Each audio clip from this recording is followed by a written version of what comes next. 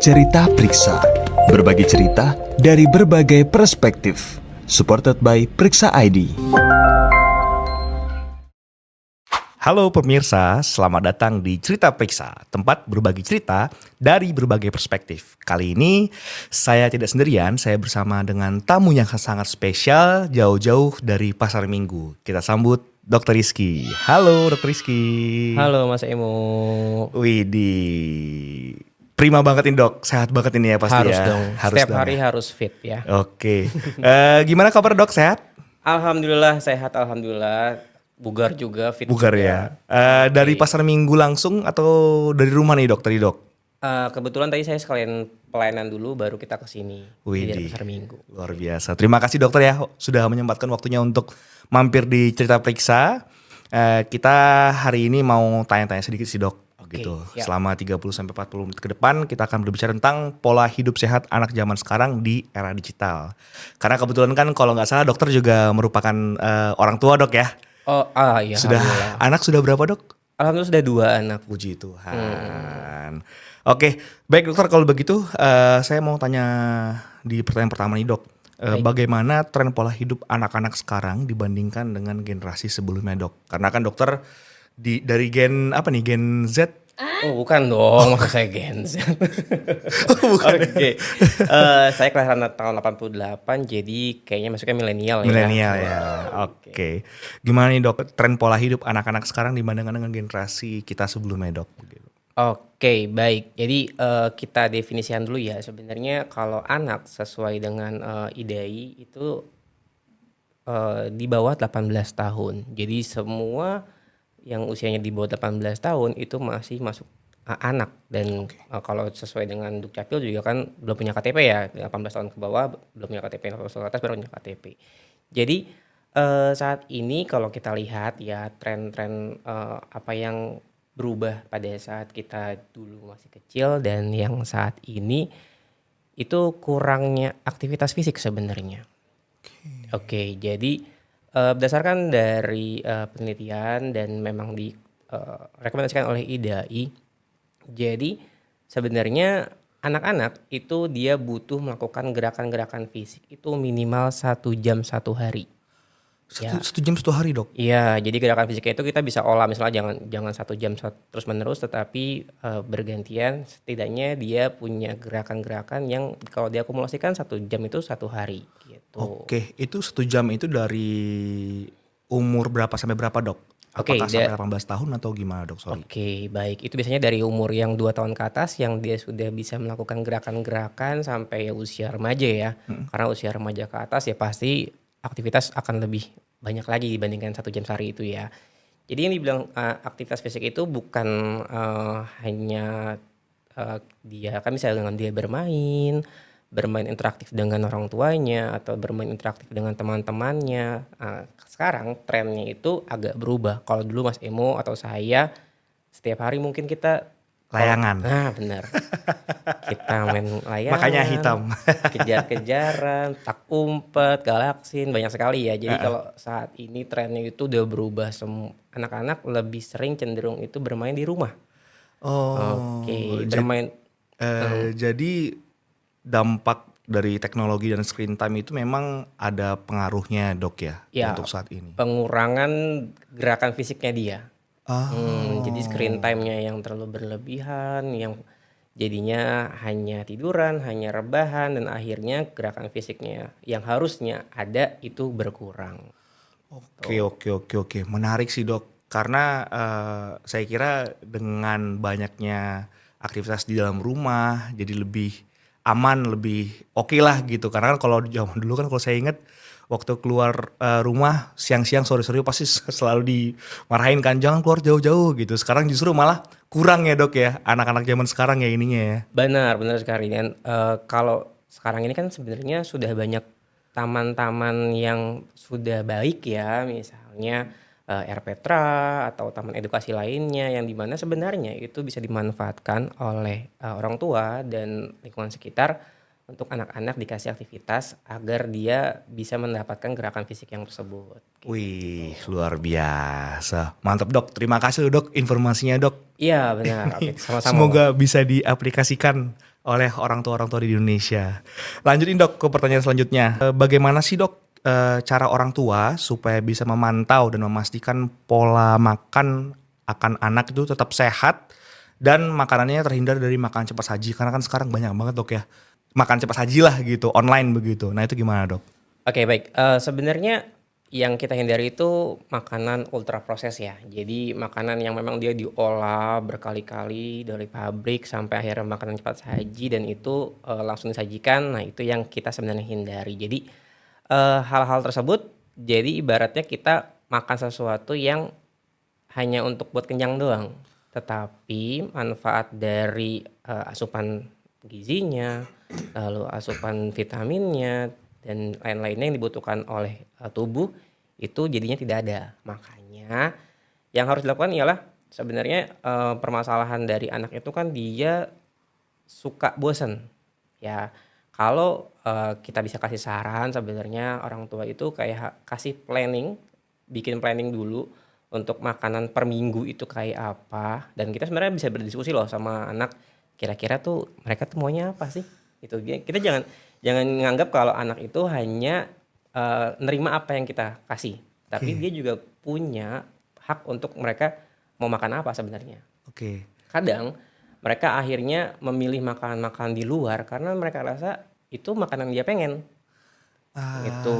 Makanya kita terkadang kita kayak merasa saya yang menentukan kalau sebagai orang tua, padahal sebenarnya mereka punya hak juga untuk mereka menentukan makanan apa yang mau mereka makan. Kalau mereka mau makan apa, kita buatkan di rumah, insya Allah sih mereka pasti akan makan dengan lahap sebenarnya. Insya Allah ya dok ya. Jadi yang dilakukan ialah kita bikin kayak bikin menu setiap minggunya itu kira-kira apa yang cocok buat anak kita gitu, agar dia ada variasinya dan dia tidak bosan. Oke, menarik nih dok.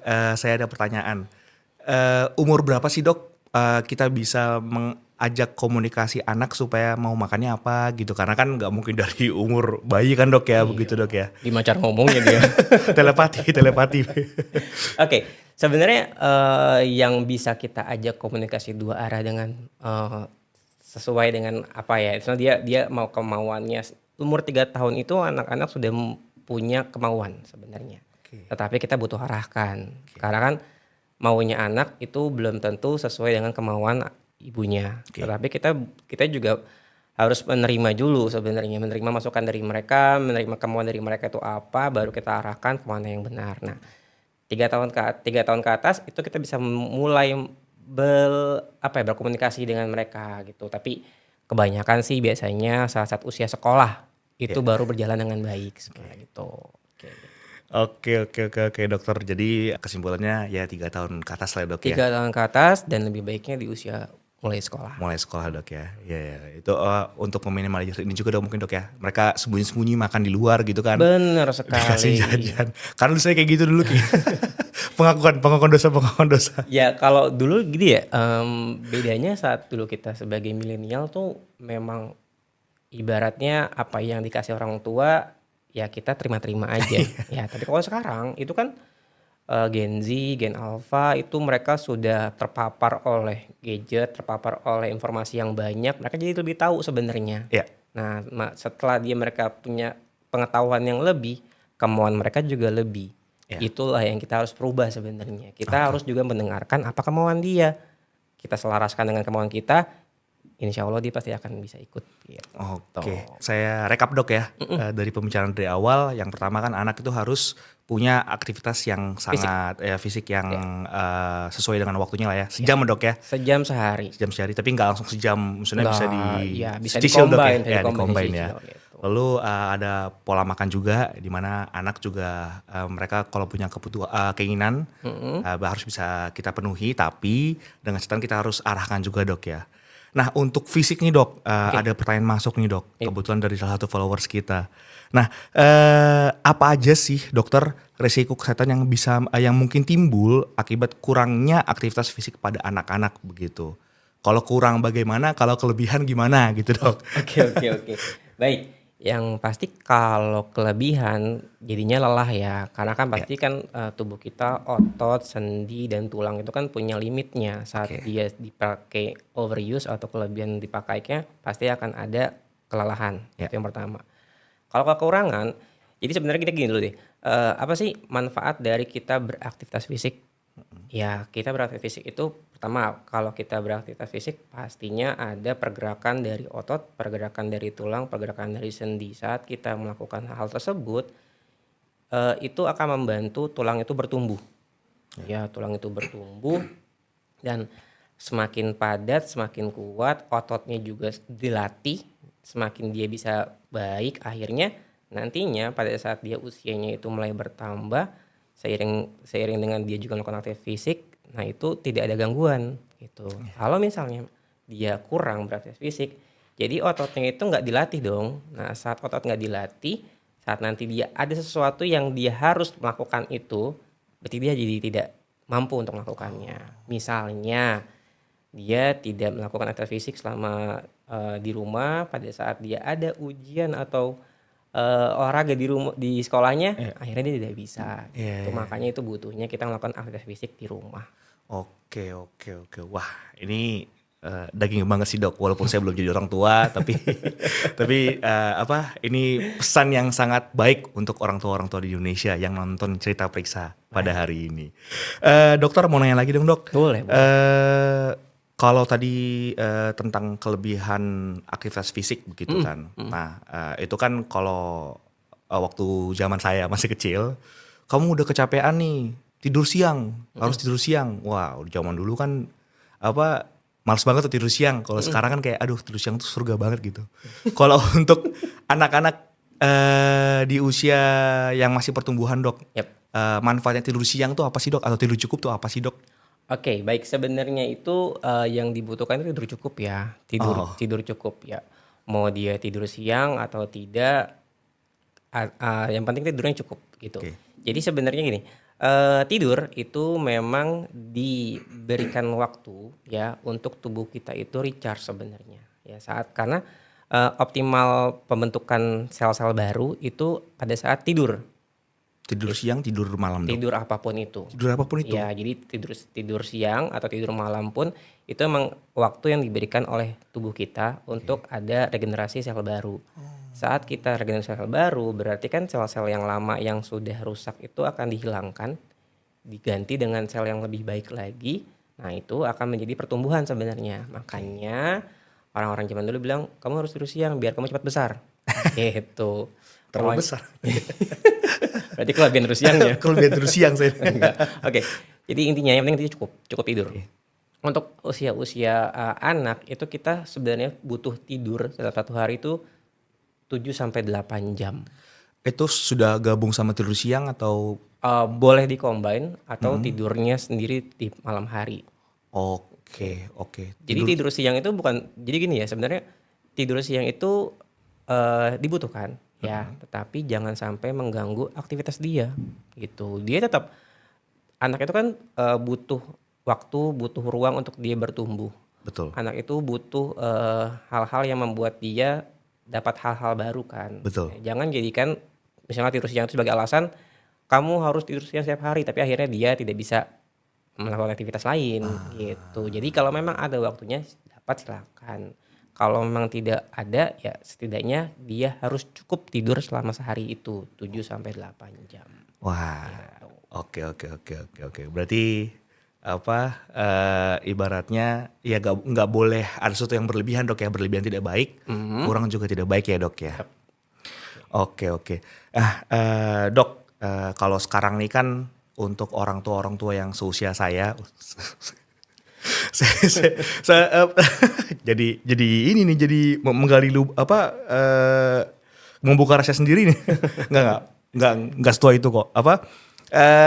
Untuk sekarang kan saya sering lihat di TikTok atau di Instagram, di Facebook, anak-anak tuh sekarang lagi sering-seringnya dikasih yang namanya screen time. Tadi kan saya sempat bahas juga dok ya sedikit. Baik.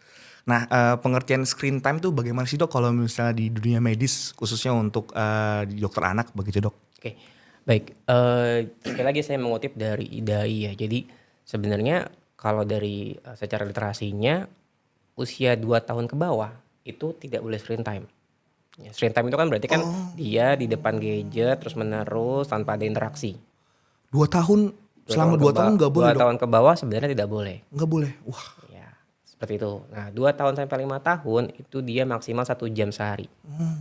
6 tahun ke atas dia bisa 1,5 jam sampai 2 jam sehari. Tetapi jadi gini, sebenarnya screen time itu atau dia main gadget itu bukan hal yang selalu dibilang jadi negatif ya. Ya, jadi kadang bisa jadi positif. Kalau apa? Karena di screen time itu kalau kita dampingi mereka itu bisa jadi waktu bonding buat kita dong. oke. Iya, jadi saat dia lagi nonton YouTube atau misalnya dia lagi melihat hal-hal yang lainnya, itu kita bisa sambil sekaligus berkomunikasi dengan dia, berinteraksi dengan anak kita, kasih juga edukasi. Jadi jangan jangan jadikan gadget tersebut sebagai pengalihan sebenarnya. Misalnya nih, banyak sih beberapa orang tua yang ya udahlah saya kasih dulu nih anaknya. Saya mau me time sendiri dulu. Nah, akhirnya jadinya komunikasinya berkurang, terus anak juga jadi tidak ada pengawasannya gitu. Jadi Iya, sebenarnya iya. screen time itu bisa dapat positif jadinya. Gitu. Oke, oke. Terkadang saya juga kalau misalnya anak itu sudah mulai bosan dengan aktivitas-aktivitas lainnya di rumah, ya kita kasihlah dia screen time, tapi kita dampingin. Jadi kita berinteraksi, oh ini tuh apa ya dek gitu, oh ini tuh ini ya dek gitu. Jadi kita ada komunikasi juga pada saat dia screen time, akhirnya itu jadi juga bonding time buat kita. Gitu. Oke, oke, oke. Wah, ini menarik sih dok. Karena kalau yang biasanya saya sering lihat gitu kan, misalnya kayak ke tempat makan gitu. Hmm. eh Ya ini apa, saya tidak menjudge sekali lagi ya, cuman kan kayak ngeliat kadang-kadang ya orang tuanya lagi ngapain terus anaknya cuma dikasih apa, HP buat nonton gitu. Hmm, hmm, Ya hmm. apa, dengan tadi informasi dari Dokter Rizky jadi paham sih kayak oh ternyata screen time ya nggak negatif, positif tapi harus didampingi sekali lagi dok Iya, ya. dengan cara yang baik gitu ya. In Siap. the right way itu jadi positif gitu. Oke, oke, oke, oke, oke. Ini dok ada masuk lagi nih dok pertanyaan dari followers kita. Hmm. Dokter mau nanya dong, tanda-tanda awal Oke. jika anak itu mulai mengalami masalah kesehatan karena gaya hidup yang tidak sehat begitu. Oke, banyak ya berarti ya kalau gitu ya. Apa aja nih misalnya kalau yang kita sekarang itu lagi booming. Ada anak-anak yang dia usia-usia masih remaja itu sudah gagal ginjal, Yang cuci darah kemarin itu dok. cuci darah Ah, kemarin itu. Nah, tanda-tanda awalnya ya pengarahnya karena ginjal berarti kan dia ah. tidak bisa ekskresi buang air kecil secara normal, Hmm, lalu tubuhnya jadi bengkak karena cairan dalam tubuhnya dia itu tidak bisa dikeluarkan. Itu kalau gagal ginjal seperti itu. Jadi terus apa penyebabnya? Penyebabnya seperti itu ya karena asupan makanan yang tidak kita kelola dengan baik sebenarnya. oke. Tuh. Berarti kalau untuk ini sebenarnya balik lagi ke pola makan ya dok ya, paling Iya, utama dok ya. betul sekali.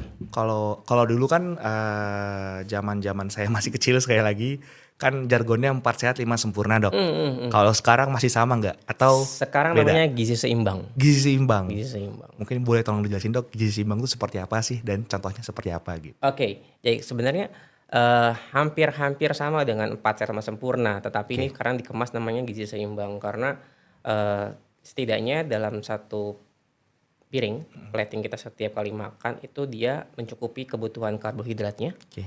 mencukupi kebutuhan protein hewan dan protein nabatinya, plus bagian juga lemaknya. Oke. Gitu. Nanti ditambahkan dengan susu, tapi beberapa itu ada yang memang alergi susu, maka akan diganti dengan yang lainnya. Gitu. Oke, oke, oke. Jadi apa namanya di dalam satu piring atau plating itu memang harus mencakup itu semua ya Iya, dok ya? gizi seimbang itu. Jadi semuanya dikombin akhirnya nanti akan dicerna oleh tubuh, diserap oleh tubuh dan itu akan menjadi bahan dasar untuk bertumbuh. Oke, Gitu. itu dari usia berapa sampai berapa dok? Ada nggak dok? Usia apa batasannya gitu? Oke. ada misalnya kayak dia harus dari usia 2 tahun baru seperti itu atau memang dari usia 0 juga harus seperti itu gitu? Oke, 0 sampai 6 bulan kan itu kan ASI eksklusif ya. Ya, Jadi memang hanya ASI saja. Kalau oke. bisa 6 tahun ke atas, 6 bulan ke atas itu kan dia mulai MPASI. Mhm, Di situ kita sudah mulai mengenalkan tuh sebenarnya. mhm. Mengenalkan rasa, mengenalkan juga bentuk-bentuk tekstur-tekstur buat anak. Akhirnya nanti pada saat dia sudah mulai bisa makan, dia sudah kenal. Kenal rasanya, kenal bentuknya, kenal teksturnya. Jadi di usia 6 tahun, 6 bulan ke atas, kita sudah mulai tuh bikin MPASI yang terkandung gizi seimbang. Oke. Tuh. Ujung-ujungnya memang balik lagi ke makanan sekali lagi Dok ya. Yep. Dan harus di support dengan aktivitas yang bisa dibilang cukup untuk anak lah ya Dok ya. Yep. Nah kalau misalnya untuk aktivitas fisik nih Dok, baik outdoor atau indoor, kira-kira yang cocok untuk anak itu apa aja sih Dok? Contohnya Dok begitu. Yang mungkin biasa sering Dokter Rizky lakukan dengan anak-anak juga begitu. Oke. Kegiatannya sebenarnya fisik ya. Ini fisik atau kegiatan lainnya? Kegiatan fisik Dok. Fisik. Oke, fisik. Hal-hal yang simpel sebenarnya. Kayak kita itu bermain dengan anak bisa main kejar-kejaran atau kita main lempar tangkap bola. Iya. Itu kan sebagai hal-hal yang aktif fisik sebenarnya. Nah, itu di indoor. Kalau misalnya memang di luar lagi cuacanya tidak baik. Tapi kalau misalnya cuacanya di luar lagi baik, ya kita bisa ajak dia jalan kaki, Oke. ya. Atau bisa ajak mereka bermain bulu tangkis atau bermain bola juga di luar, itu bisa dilakukan. Oke. Ini ada pertanyaan out of topic sih Dok. Kalau misalnya anak-anak nih, sebenarnya anak-anak yang paling aman untuk bisa mereka memelihara peliharaan gitu, baik kucing atau misalnya anjing kalau misalnya yang tidak najis ya begitu ya. Itu usia berapa sih Dok gitu? Karena kan kalau kita lihat kadang-kadang ada yang memang dia anaknya masih kecil banget tapi ya udah akrab dengan peliharaan seperti itu. Nah itu gimana Dok? Oke, baik. Itu tergantung dari respon anak ya. Pertama itu. Kedua, tergantung dari riwayat alerginya. Oke. Ya, karena kalau riwayat alergi lebih baik hindari.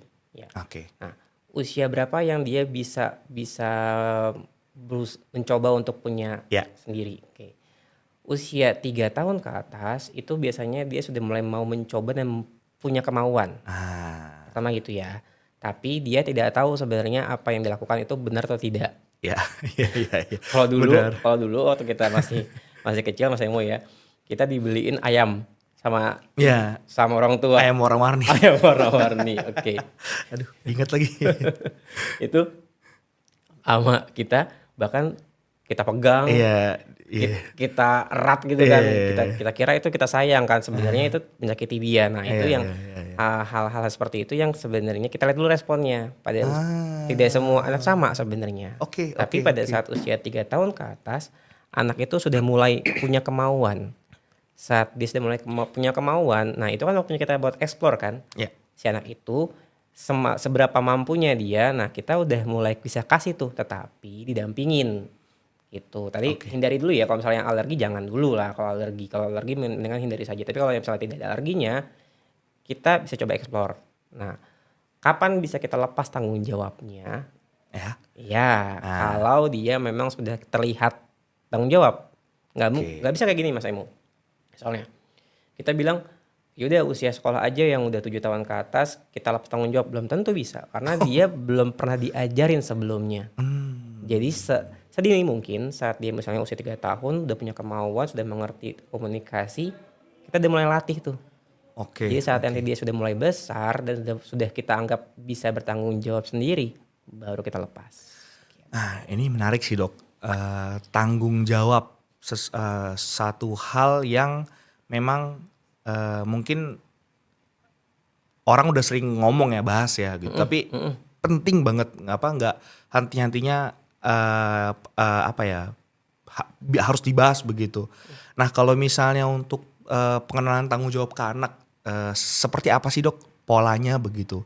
Caranya supaya kita bisa ini loh tanggung jawab begitu. Karena kan kadang-kadang ada yang dia sekali lagi ini nggak ngejudge Dok ya. Kadang-kadang ada orang tua yang ya udah deh namanya juga masih kecil nggak apa-apa deh gitu, masih diniin. Ada yang memang dari awal udah diktator.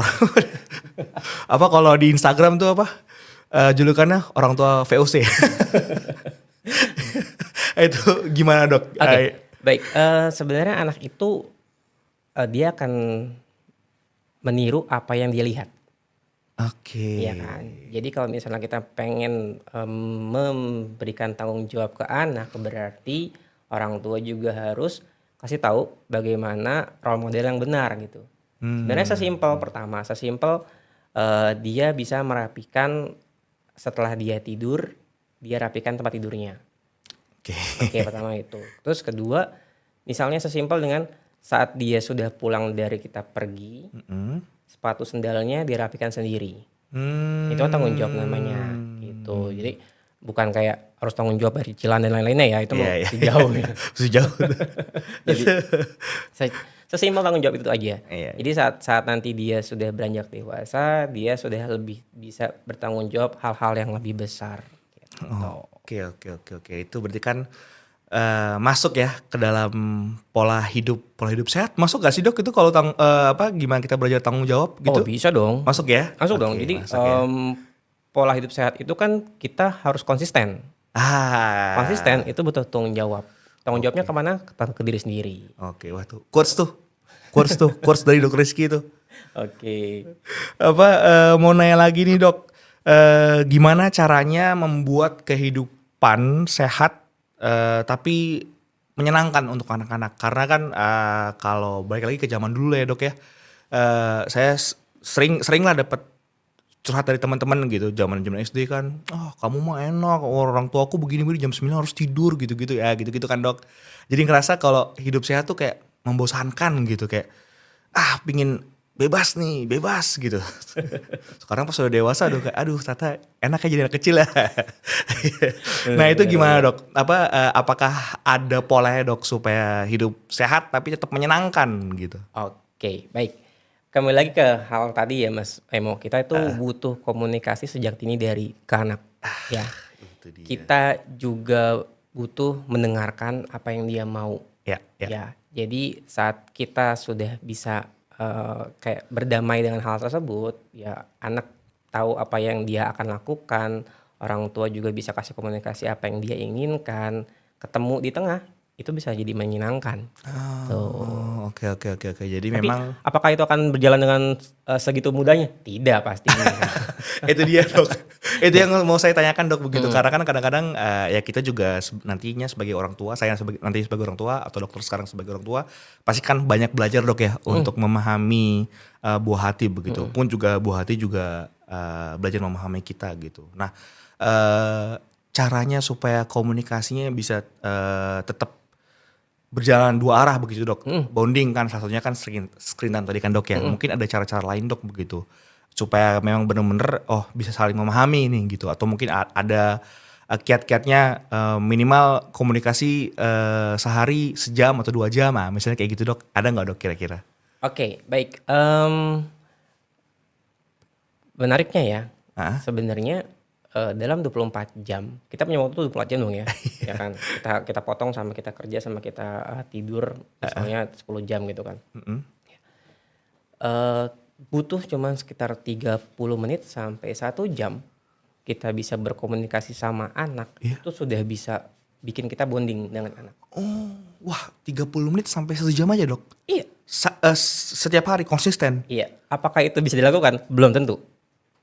Coba mungkin tanya sama kru-kru di sini yang sudah punya anak, bisa nggak ngeluangin waktu setengah jam sampai 1 jam ya sehari untuk kita bisa fokus ke anak? Wah. Itu belum tentu bisa dilakukan sebenarnya. Masa sih dok? Mungkin karena saya masih single dok. Promosi nih. Cuman iya sejam setengah jam. Nah kalau dari dokter sendiri pengalaman cara mensiasatinya supaya bisa dapat gimana dok? Oke, baik.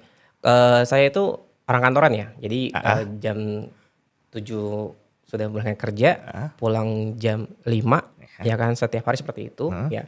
Yang saya lakukan ialah jam 5 sampai jam 6 itu kita selesaikan dulu apa pekerjaan yang masih mungkin tertinggal di kantor ya. Kita balas-balas chat dan lain-lainnya sampai jam 6. Kalau maaf ya kalau saya Islam, saya ada sholat maghribnya. Nah, setelah itu kita singkirkan dulu tuh gadget tuh. Jadi istri sama saya kita singkirkan gadgetnya dulu ya. sampai jam 8 karena jam 6 sampai jam 8 itu waktunya family time. Ya mau kita makan bareng, makan malam sambil ngobrol atau misalnya kita nemenin dia screen time. Ya. Atau setidaknya anak saya ada yang sekolah, kita tanyakan ke anak bagaimana keadaan dia di sekolah, apa pelajaran yang dia tidak bisa, sambil nanti diajarkan. Nah 8 ke atas kita sudah siap-siap untuk kita tidur. Nah kita beres bareng-bareng sama mereka itu udah menjadi waktu yang sangat bernilai sekali loh itu. Cuman 1 jam, 2 jam, 1 hari itu sangat bernilai sekali sampai nanti akhirnya itu akan keingat sama dia sampai tua. Oke. Iya, tapi memang sih Dok, dari pengalaman saya juga sama orang tua, sama bapak ibu, ya memang jam-jam segitu tuh emang krusial banget dalam artian ya memang disitulah memang jam-jam ngobrol sama orang tua, makan gitu. Betul. Bercanda, main gitu. Ya. Sampai sekarang pun masih inget lah, masih bener-bener keinget banget lah memorinya gitu. Oh ini tapi saya baru tahu nih ternyata setengah jam sampai sejam ya, tapi konsisten ya Dok ya? Konsisten. Dan itu sekali lagi ya, belum tentu semua orang bisa. Nah kalau kita coba ya bayangin kalau orang tua yang memang dia pulang sampai rumah jam 11 malam. Iya Dok. Ada kan yang kayak gitu kan, yang dia kerjanya memang jauh, dia di perjalanan jauh, akhirnya sampai rumah jam 11 malam. Sampai rumah anak tidur. Iya. Gitu kan. Jadi yang bisa dilakukan saat dia libur, ya berarti dia harus maksimalkan untuk ada waktu yang lumayan cukup untuk memenuhi kebutuhan si anak tersebut. Iya. Gitu. Karena ya apalagi kalau misalnya dua-duanya ayah ibunya kerja semua kan gitu kan. Ya kan kita juga tidak bisa ya kebutuhan hidup juga harus dipenuhi kan Dok. Banget. Karena banyak sekali begitu ya. Jadi memang harus sekali lagi dimaksimalkan ya Dok ya. Dimaksimalkan. Gitu. Mau Sabtu Minggu atau kapanpun 1 hari bisa libur ya maksimalkan kita punya waktu untuk anak. Jangan kerja juga lagi. Iya. Itu dia Dok. Kadang-kadang kok namanya masih semangat kan Dok gitu. Iya. Kerja terus sih. Oke dokter. Nah dokter ini kan ini kita sedikit intermezzo aja Dok ya. Saya ketemu dokter Rizky ini kan di RSUD Jati Padang. Yep. Yang kebetulan menggunakan periksa juga ya Dok ya. Dokter mau nanya Dok, kalau di RSUD Jati Padang apakah ada event atau program kesehatan untuk membantu edukasi anak-anak dan keluarga dalam menjalani pola hidup sehat di tengah kemajuan teknologi? Oke. Ada nggak nih Dok programnya? Atau seminar gitu mungkin? Kalau seminar-seminar seperti itu kadang kita secara sebulan sekali itu pasti ada, tetapi tidak khusus untuk anak ya. Jadi nanti temanya itu kita lihat dari tema yang memang lagi hit di digital, lagi hit di media sosial kita bahas. Siap. Gitu. Biasanya seperti itu. Tidak melulu tentang anak, tapi nanti kadang bisa ke semuanya. Oke. Informasinya bisa didapat di mana sih Dok gitu? Di Instagram RSUD Jati Padang. Terakhir kita itu seminarnya tentang kesehatan jiwa pada karyawan. Waduh. Seperti kita harus ikut semua nih. Teman-teman, kapan lagi ada Dok? Ada yang kedua enggak Dok? Udah lewat itu. Udah lewat ya Dok ya. Bulan lalu. Wah, nggak ngomong dokter. Biar nanti yang lain ngajak bos-bosnya semua jadi. Bener. Canda bos. Oke. Terakhir nih Dok, banget. Baik. Ada nggak?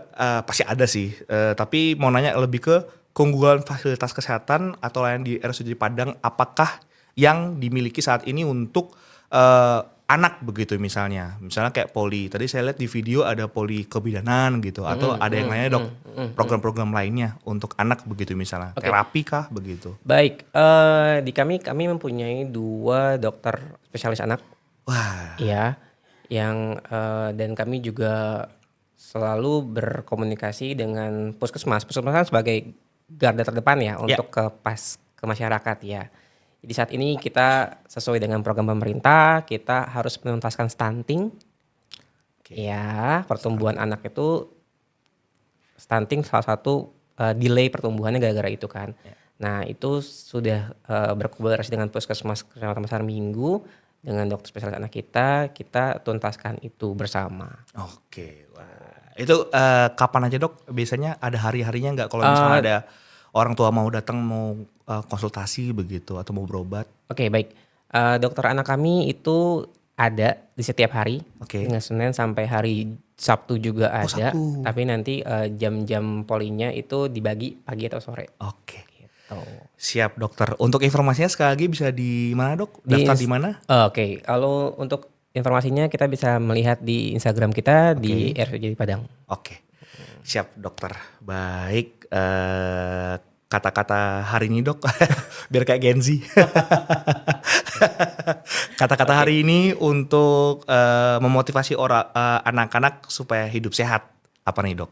Oke, kalau saya bukan ke anak lebih ke orang tuanya. Boleh. Jadi untuk orang tua yang memang saat ini sedang berusaha belajar dan yang ngasih terbaik buat anaknya.